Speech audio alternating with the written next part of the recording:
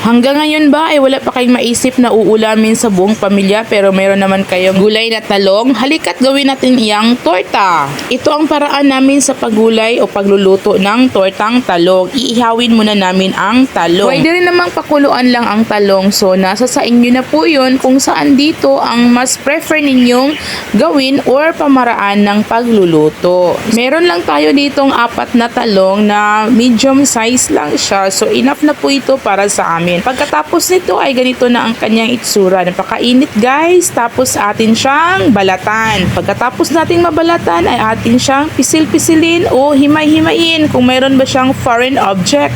At ito na nga, may nakita nga ako. May uod talaga sa isang talong. Kailangan natin talagang i-double check ang bawat isa ng talong. Kaya this is the purpose guys kung bakit natin siya kailangang i-himay-himay. So kukunin natin yan siya at ating isantabi para hindi siya maisali sa ating pagluluto. Of course, buong pamilya natin ang kakain nito kaya syempre malinis ang pagkakagawa at pagkaka-prepare. So dito na naman tayo sa huling talong. At hopefully wala na tayo makikita ditong kakaiba. So fortunately guys, wala naman tayong nakita. So malinis na ito silang lahat.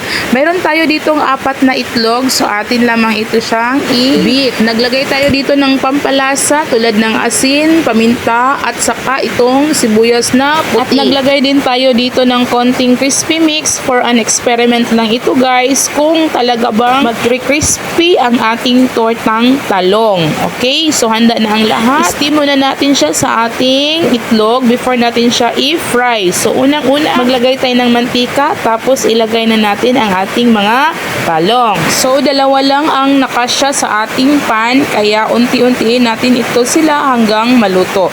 Hintayin natin ito hanggang mag-golden brown saka natin siya hanguin. So napaka-basic lang naman ang pagluluto nito. Nakadepende lang po ang lahat sa kung paano ninyo siya ihanda.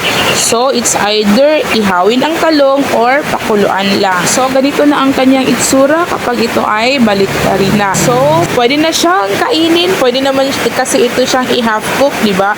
So before pala ninyo i-serve ay maglagay kayo ng tissue sa inyong mga plates para ma-absorb doon ang mga oil kasi ayaw natin ng sobrang daming oil sa ating mga pagkain. And the second batch is ready. I think sobra na ito para sa aming pamilya kaya may matira pa para sa lunch. Tingnan nyo ang ating torta para siyang bibingka sa kulay o diba? Bago natin siya i-serve ay maglagay tayo ng bagong tissue sa ating plate at iset aside natin ang naunang naluto para talaga ma-absorb doon ang mga oil na hindi na natin kailangan. At ipatong lang natin ang naunang naluto. So this is it. Tikiman na.